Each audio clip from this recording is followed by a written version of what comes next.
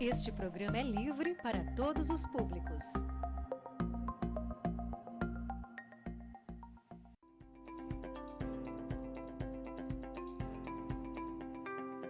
Câmara Convida.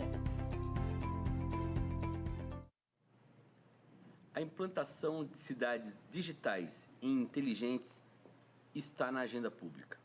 É uma discussão que envolve questões como a implantação de 5G, uso de inteligência artificial, adequação à Lei Geral de Proteção de Dados, mas sem perder, claro, a Lei de Acesso à Informação, e o uso intensivo de tecnologias das chamadas GovTechs, que são as empresas focadas em tecnologia.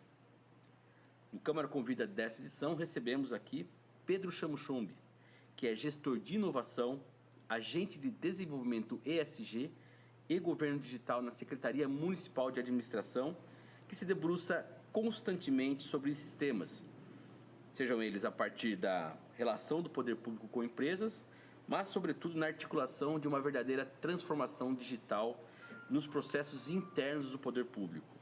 Pedro, muito obrigado pela sua presença, por aceitar nosso convite. Seja muito bem-vindo ao Câmara Convida.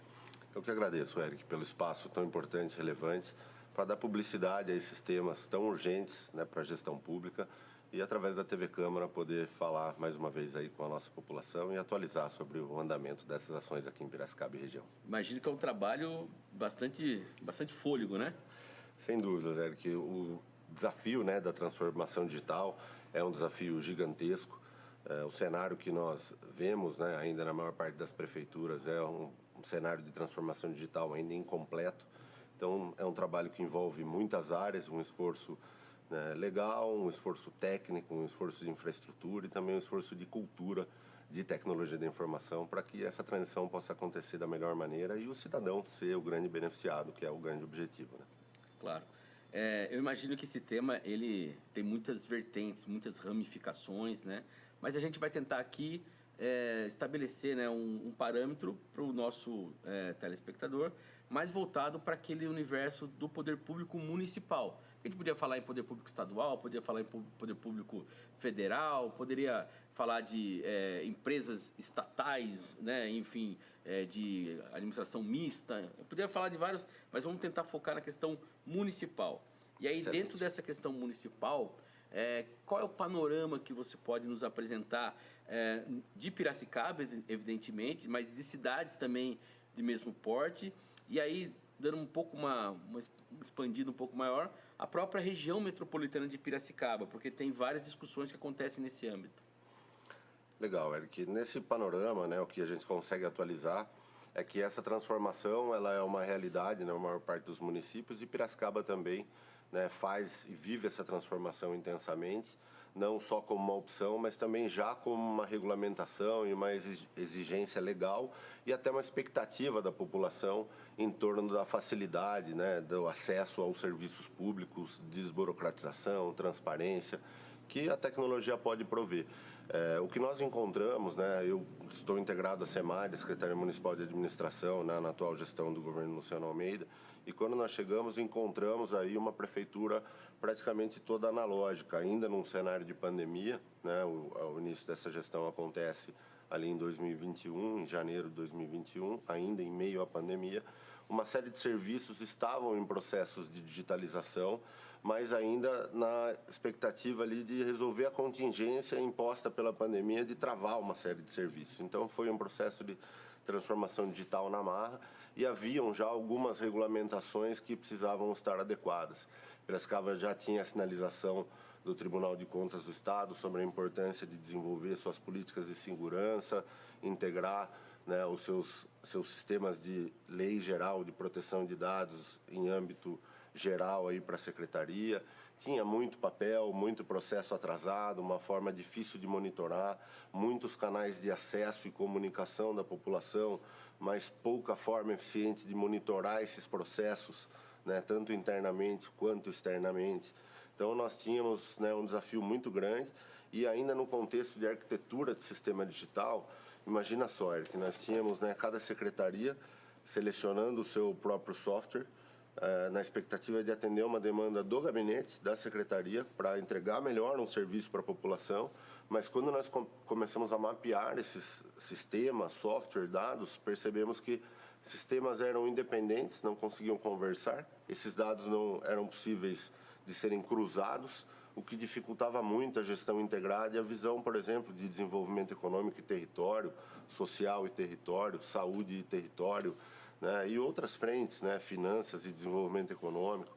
Então, isso dificultava o processo. Então, percebemos a necessidade, então, de desenvolver uma nova estrutura de arquitetura de sistema, legislação e começar realmente a implantar um modelo de transformação digital.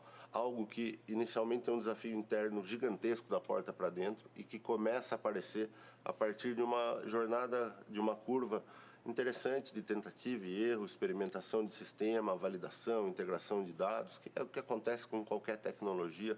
Na nossa vida foi assim, adotando qualquer tecnologia, criando um perfil pessoal, e isso não foi diferente. Então, a gente tem hoje uma cidade muito mais avançada, digitalizada, mas ainda com muitos processos a realizar em todas as suas ramificações, né? A gestão pública envolve administração direta e também administração indireta, com as autarquias, as fundações públicas, tudo que envolve aí o âmbito da gestão pública, e a Câmara de Vereadores também faz parte desse arcabouço, né? Estamos aqui com o Câmara Sem Papel, né? Justamente dentro desse processo aí de transformação.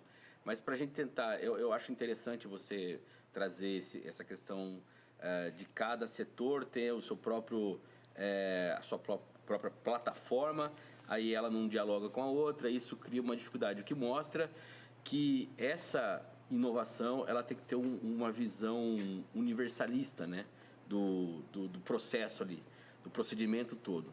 Aí, o que você pode falar para a gente em termos dos focos de atuação? Assim, quais são os procedimentos efetivos que vocês conseguiram fazer essas convergências e aí dessas convergências criar um serviço novo ou algo que tenha já ali aparecido para a população? Sim, no âmbito geral, assim, né, nós estamos falando num cenário, e aí posso dar também um panorama nacional, nós temos cerca de, são 5.570 municípios no Brasil, né, com Fernando de Noronha e Distrito Federal ali. Então, nós temos aí hoje no Brasil cerca de 340, em torno de 340 iniciativas GovTech de inovação no setor público. Então, perceba que essa taxa ainda ela é muito aquém do que a gente precisa para levar isso para todos os municípios. E a maior parte dos municípios olham para esses pilares centrais, para desburocratização, para a integração dos sistemas de geração de dados gerenciais e também para essa visão estratégica de segurança de dados, né? Os dados, tanto os públicos, dados sensíveis, quanto os dados da população, né? A segurança ali da privacidade mesmo, né? Do dado de cada cidadão com a cidade ali.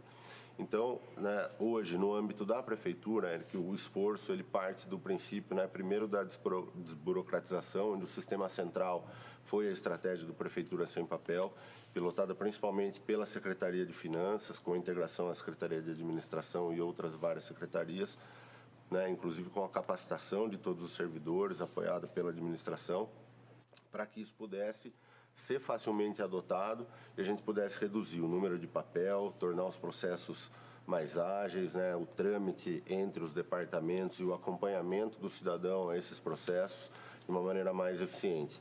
Né, isso já está em praticamente toda a prefeitura, existem ainda ajustes a serem feitos, como todo sistema digital que precisa se adaptar e se customizar a uma realidade administrativa. Né, um software já utilizado em outros sistemas de gestão do Estado, Federação e outros municípios.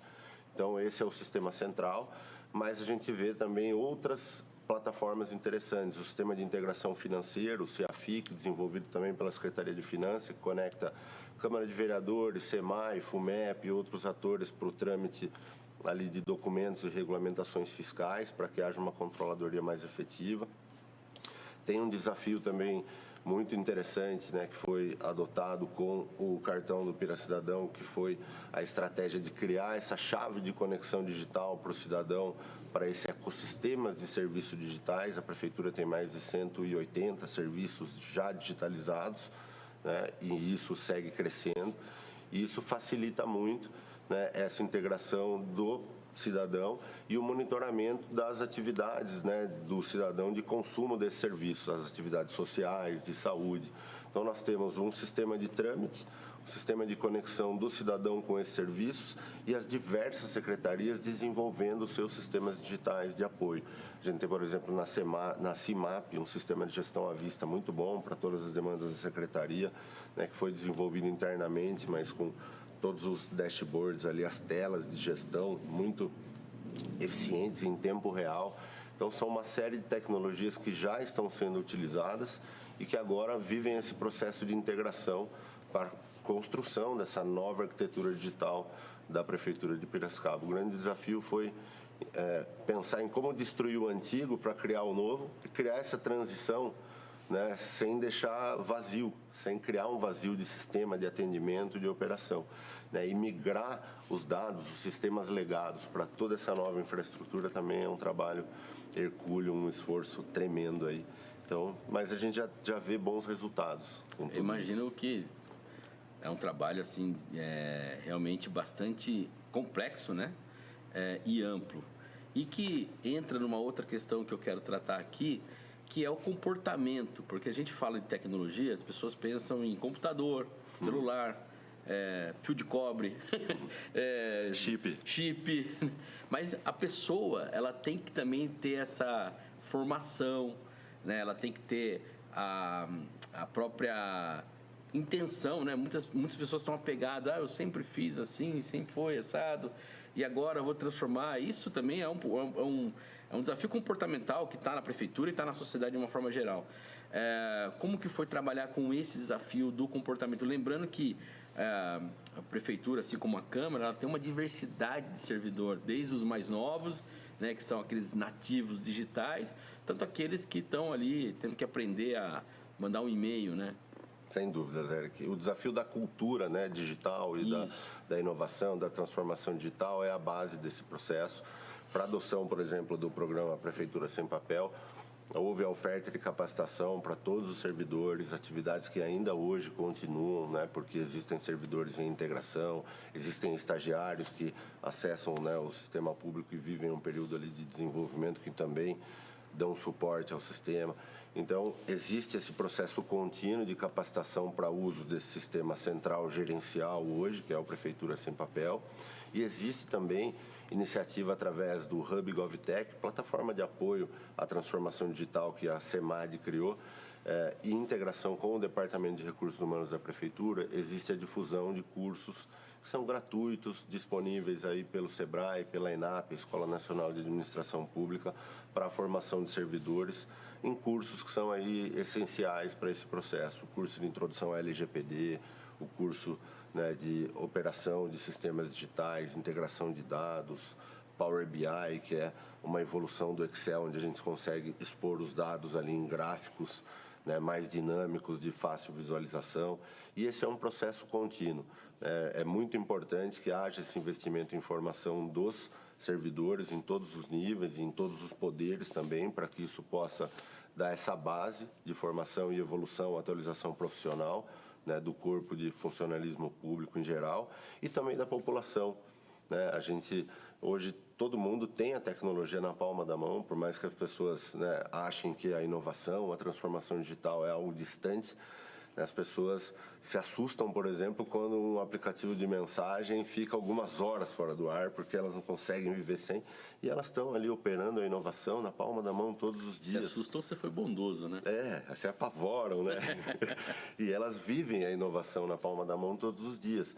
Então, fazer, né, a introdução dessas ferramentas para que a população entenda, né, que o processo de monitoramento da cidade, opinião pública, o direcionamento de demandas, o envio de ofícios, a comunicação com vereadores, com secretários, com os gabinetes, possa ser feito de maneira mais ágil e a gente possa também, com mais transparência, monitorar esses processos e a população nos ajudar, né, principalmente a orientar, a dizer o que está deficitário e a gente conseguir monitorar para melhorar sempre. Esse, sem dúvidas, é o ganho.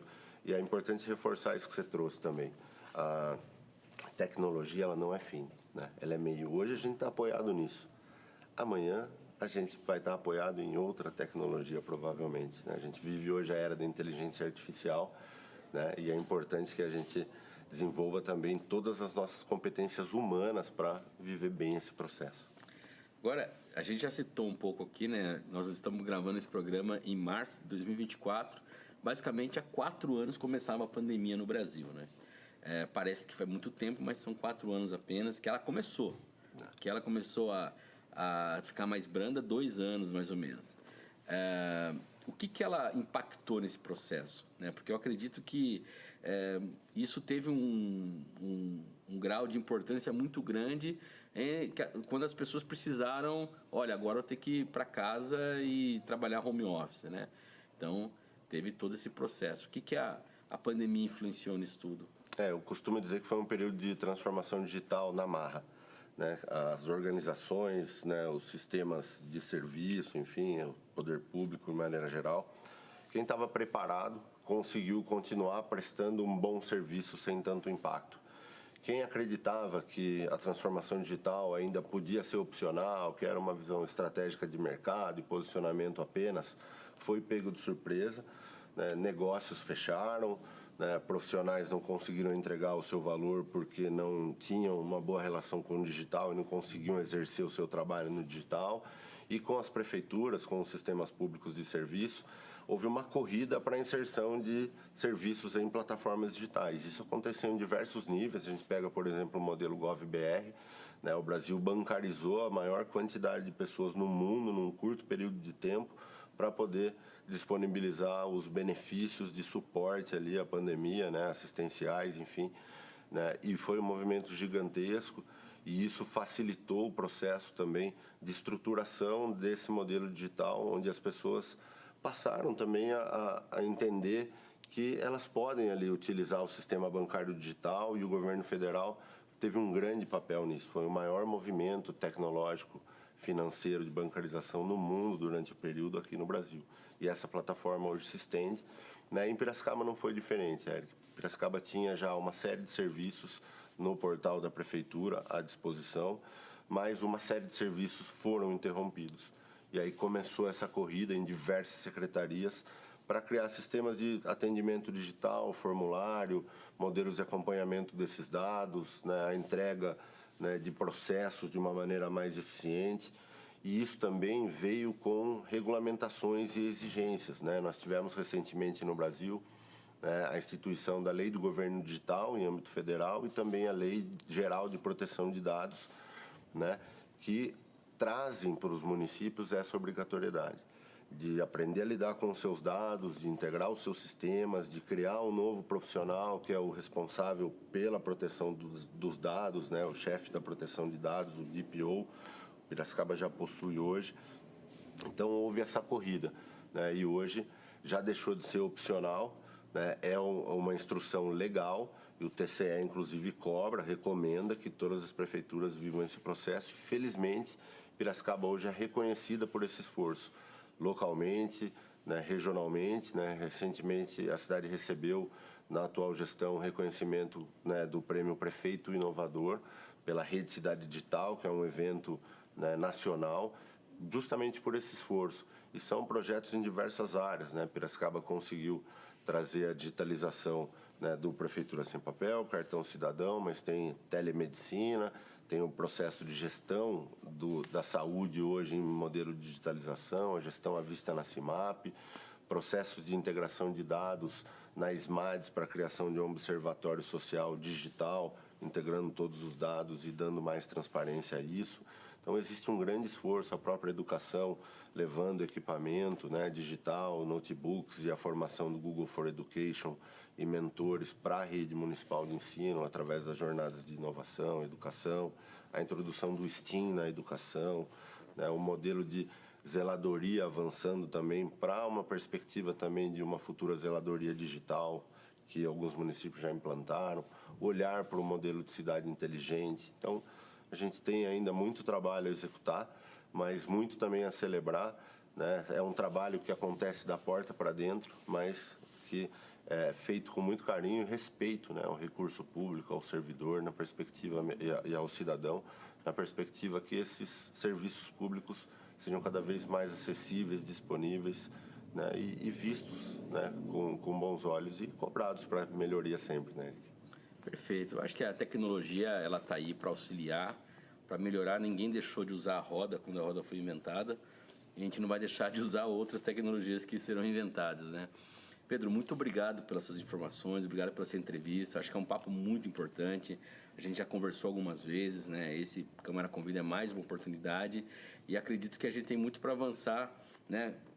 Pelo poder público, mas também na própria discussão de entender melhor, né? Porque a gente poderia falar de segurança, poderia falar de outros assuntos relacionados ainda à questão da inovação.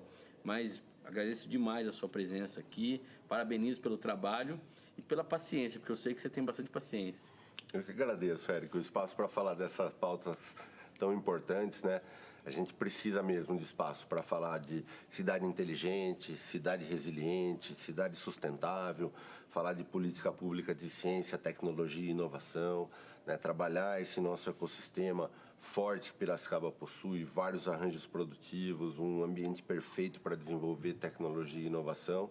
Esse é um modelo de gestão como sempre fomos, né? Piracicaba sempre foi reconhecida, Atenas Paulista, né? Cidade que foi reconhecida também como uma grande cidade na gestão municipal, hoje tem excelentes indicadores, qualidade de vida, segurança, educação, uma cidade boa de se viver, de trabalhar, né? Então poder estar aqui, né, com vocês, com a TV Câmara, né, e falando com a população mesmo, dando, né, satisfação do nosso trabalho é muito importante. Fico muito feliz, agradeço a confiança e o espaço. Sempre que chamar, a gente está à disposição. Valeu, Pedro. Obrigado pela presença. Eu agradeço você que acompanha aqui a TV Câmara em mais um Câmara Convida. Em instantes, voltamos para o nosso segundo bloco. Até mais.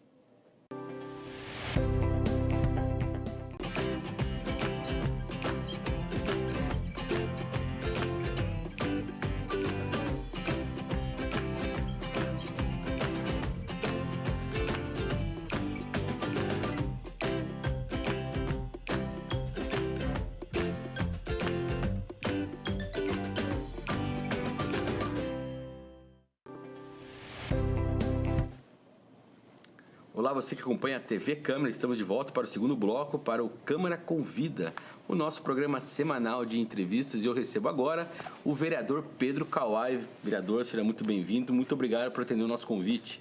Olá, Érico, um prazer muito grande estar em mais um Câmara Convida, né? Um programa importante, programa aqui da nossa casa, que traz um bate-papo sobre a cidade, sobre os locais, sobre o nosso trabalho, né? Então, um prazer muito grande estar aqui com vocês hoje.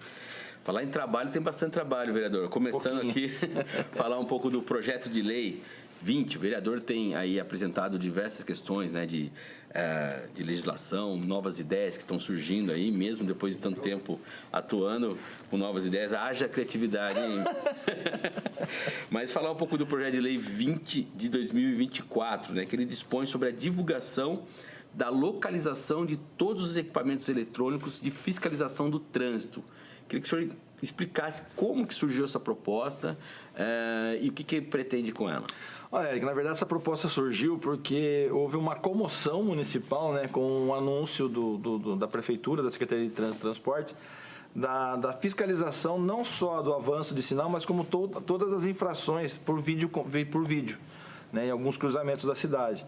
E o cidadão precisa, e até isso é uma norma federal, nós estamos só regulamentando através dessa lei, que precisa ser divulgado, precisa ser anunciado que existe uma fiscalização por radar, por vídeo monitoramento naquele local.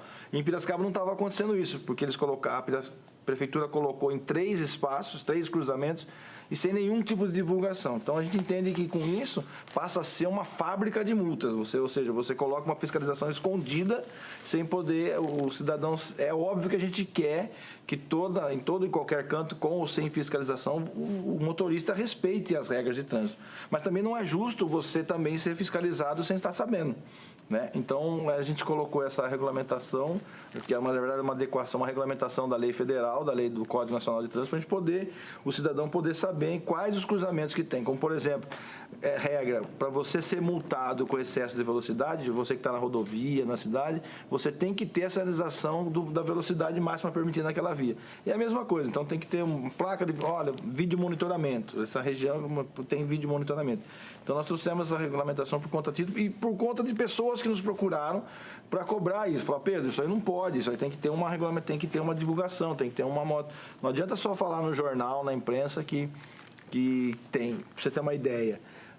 há um tempo atrás, foram instalados alguns radares da rede Detecta, né, que pega as placas de veículos de provável furto, roubo, licenciamento irregular. Aí todo mundo achava que era de multa de trânsito, de velocidade. E na verdade não era. Até, tanto é que a pergunta era: esse radar que você está reclamando não é de velocidade, é de placa. Não é. Eu falei, então, tem placa com a velocidade máxima permitida? Não tem. Eu falei, então está aí o sinal de que não é de velocidade. Então, você tem que ter essa organização, você tem que ter essa orientação da população para que ela consiga também fazer o seu papel de respeitar as regras. E como que está a tramitação do projeto? Ele está dentro das comissões, né? Está andando, e a gente está esperando agora que venha logo a plenário, no prazo regimental de 15 dias cada comissão poder analisar e poder vir e a gente conseguir aprovar esse projeto importante. Pelo que eu pude apurar aqui, tem já parecer favorável da própria CLJR, que é a Comissão de Legislação, Justiça e Redação, Sim. que é aquela que vê a questão legal do projeto, né? A Comissão de Obras também já deu parecer favorável e agora está na Comissão de Educação, Esportes, Cultura, Ciência e Tecnologia. E agora é só esperar mais o prazo da comissão, né? A gente vai ficar aguardando, a gente entende que em pouco tempo já esteja no plenário para a gente poder aprovar essa lei. Eu acho importante quando o senhor traz isso, vereador, porque a gente está falando de transparência, né? Sim, exatamente. Isso que é o ponto que nos leva ao próximo assunto, que é a lei sobre a lista de medicamentos, que é a Lei Municipal 9.958 de 2023. Aliás, um dos grandes acontecimentos da Câmara no ano passado, se a gente pode dizer dessa maneira, por conta de todo o processo que foi. Eu gostaria que o senhor contasse isso, desde a apresentação do projeto, aprovação, veto, derrubada de veto. Olha, eu quero aproveitar a oportunidade e agradecer e parabenizar todo o nosso corpo jurídico aqui da casa, nosso departamento jurídico e a Comissão de Legislação e Justiça, que fez um belo trabalho nesse processo todo. O que aconteceu? Nós trouxemos para casa um projeto de lei que obriga o município a disponibilizar no seu site, em alguns outros equipamentos, alguns outros sistemas, a lista disponível dos medicamentos do SUS, fornecidos pelo SUS, tanto os disponíveis quanto os em falta. E por que isso? Porque aquele cidadão, principalmente aquele de baixa renda, aquele que está em situação de vulnerabilidade e que ele tem um acesso na internet, porque hoje todo mundo tem acesso à internet, que ele possa, antes de ir para a farmácia buscar aquele remédio, principalmente o de uso contínuo, que ele possa ter acesso a essa lista para ele não perder viagem. Então, às vezes, ele pega ônibus para ir, ele pega a fila na farmácia, muitas das farmácias municipais não tem cobertura externa, vai tomar chuva ou vai ficar no sol cozinhando. Aí depois ele chega na hora de ser atendido e não tem o remédio. Aí tem que pegar o ônibus de volta para casa, esperar uma possível data, que daí a farmacêutica também não consegue passar para ele uma data específica, uma data assertiva. Então nós fizemos esse projeto de lei para que a prefeitura disponibilizasse isso. E isso já estava, na época, estava tramitando no Congresso Nacional uma lei a nível nacional, para que isso... Então, e algumas cidades do estado também já tinham aprovado essa lei. Então, é uma maneira de Piracicaba também ser uma dessas cidades da vanguarda de apresentar uma coisa que ajude a população. Foi aprovado, né, passou por todas as comissões, inclusive a Comissão de Justiça entendeu, foi o primeiro projeto de foi uma capacitação que a Comissão de Justiça fez na Assembleia Legislativa, que teve esse olhar que não entendia como ingerência esse tipo de trabalho, porque afinal de contas não estava gerando custo para o município, porque o sistema da Secretaria de Saúde já é compatível, né? O sistema de controle de estoque é compatível para poder disponibilizar.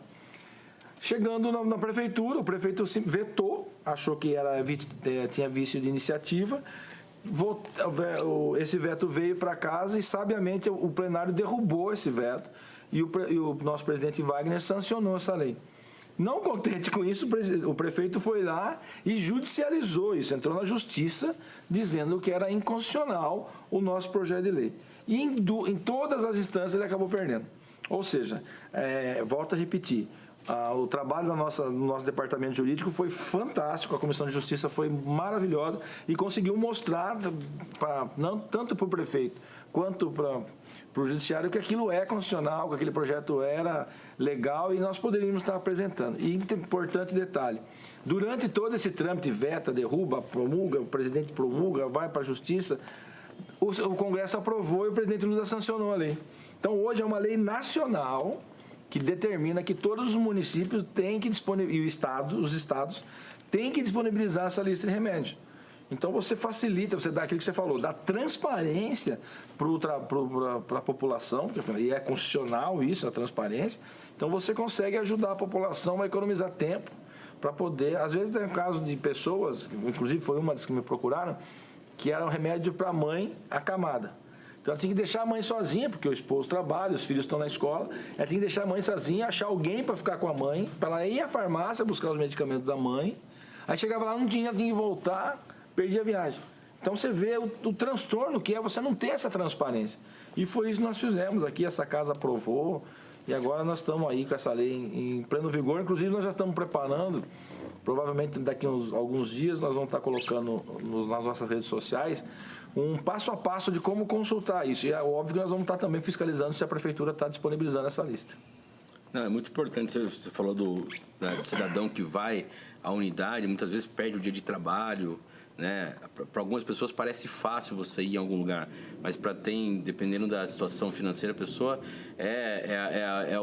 a diferença entre ela ir para o trabalho e ir para a unidade de saúde buscar um remédio. Exatamente. É o passo que ela tem para poder fazer isso. Então, realmente é uma situação muito complicada, sobretudo aí para quem realmente depende disso. Foi um argumento que eu usei também para aprovação, para derrubada do veto, na verdade, porque para nós, né, que trabalhamos aqui na casa, que somos vereadores, R$10, que é 5 para ir, 5 para voltar, de repente não pesa uma passagem de ônibus. Mas para muita gente pesa. Exatamente. É aquilo que você falou. Em vez de eu gastar a minha passagem de ônibus para ir trabalhar, eu vou ter que gastar para ir na farmácia, por exemplo. Exatamente. Então, é complicado.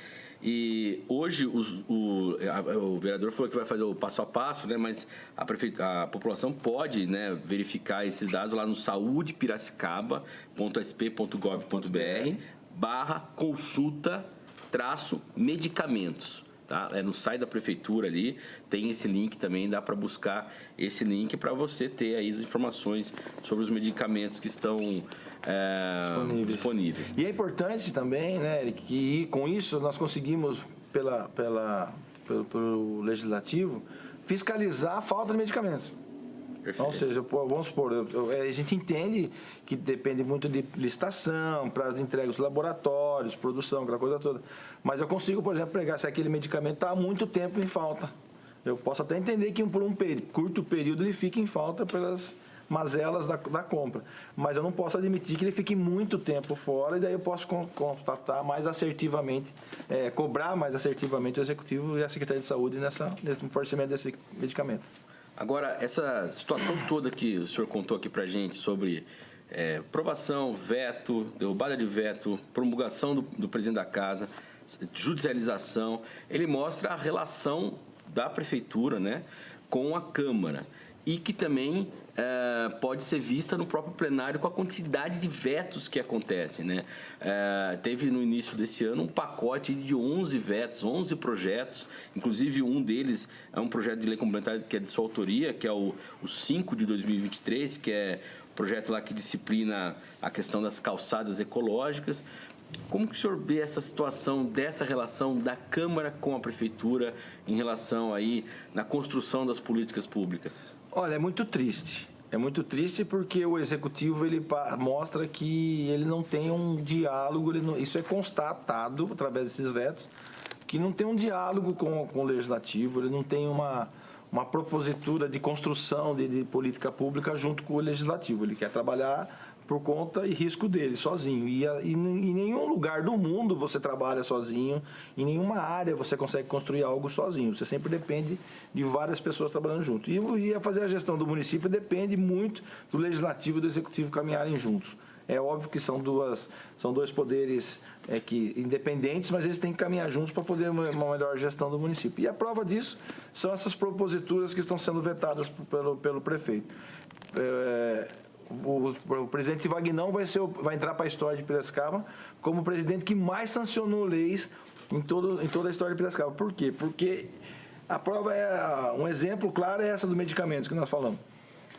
É um trabalho muito sério do Departamento Jurídico, é um trabalho muito sério da Comissão de Justiça, que fazem a análise criteriosa da constitucionalidade ou não desses projetos. Esses projetos têm uma análise, além da Justiça, tem as outras comissões, dependendo da proposta, eles vêm a plenário, tem análise dos 23 vereadores, que nenhum vereador, acredito eu, que pelo menos eu não faço isso, mas acredito que todos analisam aquele projeto de lei antes de votar, e aí vai para ele simplesmente veta porque, não sei se não foi porque não foi ele que propôs, ou porque ele não quer fazer aquele tipo de política pública, e fica aí um jogo de empurra. E quando vem para casa, volta para casa o veto é derrubado, inclusive com votos da base do prefeito, e tem projetos da base do prefeito também, e acontece isso, daí vai para ele judicializa e acaba perdendo. Então está aí a prova que não somos nós que estamos errados. Não são projetos que estão inconstitucionais. É um olhar ou da Procuradoria ou do prefeito que está equivocado. E aí vem esse acúmulo de projetos vetados, né, de leis vetadas. Então é triste. Então você vê a questão da calçada ecológica, por exemplo. Ele alegou que já existia um artigo, uma outra lei que contemplava esse tipo de atendimento da calçada ecológica. Na verdade, não é totalmente diferente. Porque nós estamos propondo que as calçadas ela tenham um nível de permeabilidade para poder, quem está nos assistindo, e você também já que é de Piracicaba, acompanha Piracicaba de perto, quando chove forte, o que acontece? O Piracicaba enche, fica bonito. Mas ele vira uma enxurrada. No dia seguinte ou 2 dias depois, ele já volta lá embaixo o seu fluxo de água. Por quê? Porque nós não temos mais absorção de água, não temos mais a capacidade de aos poucos, os mananciais abastecer o nosso rio Piracicaba.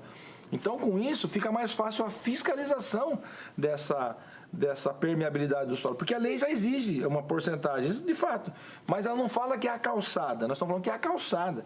Porque, por exemplo, uma pessoa vai lá, pega o habite da casa com um quintal de terra, né, com uma área permeável dentro da legislação. Ele pega o habite, muda para casa, depois de 1 ano, 2 anos que o cachorro pisa no barro, ele vai lá e concreta o quintal da casa dele. Como é que o fiscal vai saber das obras particulares que aquele quintal está concretado, não está mais com área permeável como ele exigiu para poder tirar o habite? A calçada não, a calçada está na vista. Então, se eu não deixar aquela calçada permeável, eu posso tomar uma multa ou posso ser fiscalizado e, com isso, estou contribuindo para o meio ambiente. E nós estamos com uma dificuldade gigantesca na questão da água. Se a gente não começar a pensar a médio e longo prazo na questão do abastecimento de água, nós vamos ter sérios problemas. Não só Piracicaba, mas como tantas outras. Então, é por isso que a gente discute. Por que é que vai vetar uma lei que vai ajudar o município? É porque é da oposição. Ainda até pensei, deve ser porque é da oposição. Na verdade, não é. Não sei se eu não consigo entender até agora o porquê de tanto veto. Existe, falando em calçada ecológica, existe um consenso de que a falta de permeabilidade do solo causa a questão das enxurradas. A gente vê aí quase que, se não diariamente, pelo menos semanalmente ou mensalmente, algum lugar da cidade que ficou, né, com um alagamento por conta de chuva. Então, é algo que se faz de fato urgente aí. Pra você ter uma ideia, eu sempre fui do carnaval de rua de Piracicaba, né, na minha juventude. E eu lembro de tomar muita chuva na Armando Salles e não lembro de ter uma enxurrada como tem acontecido constantemente na Armando Salles. E logo que eu estava aqui, por volta de 2014, 2015, aconteceu um fato, inclusive, virou até meme, os banheiros químicos boiando na enxurrada lá, que era para um desfile de carnaval. Eu fui pesquisar, falei, mas caramba, isso nunca aconteceu, já choveu tanto em Piracicaba e eu nunca peguei... Choveu de arrebentar a fantasia, a bateria não consegui tocar porque tanta chuva. O que está acontecendo? E aí eu fui fazer uma pesquisa, peguei pelo Google Map, fotos, né? Aquela foto aérea do Google. Eu fiz uma pesquisa, foto aérea do quadrilátero, Regente Feijó, Independência Armando Salles, como exemplo. Era 2015, mais ou menos, então eu peguei 2010 e 2005 fotos. A diferença de árvores, área permeável, é gigantesca. Então, hoje o que acontece? Praticamente todo esse quadrilátero, toda a água que cai no telhado, no quintal e nas ruas, vem para Armando Salles. Por quê? Porque praticamente não tem um quintal, não tem uma calçada, muito pouco árvore que recebe... Só para ter uma ideia, a gente pegar a Regente, da Independência, até a Armando Salles, nós só temos a praça da Escola Prudente. Então, nós tínhamos, por exemplo, lá em cima, perto da esquina da Manuel Ferraz, nós tínhamos uma área que era um pátio de uma empresa. Hoje são prédios, já não é mais permeável. Então, por aí você começa a analisar que faltava. Então, e todas as casas tinham quintal, ou tinha aquela casa mais antiga que tinha uma árvore no fundo, hoje não tem mais.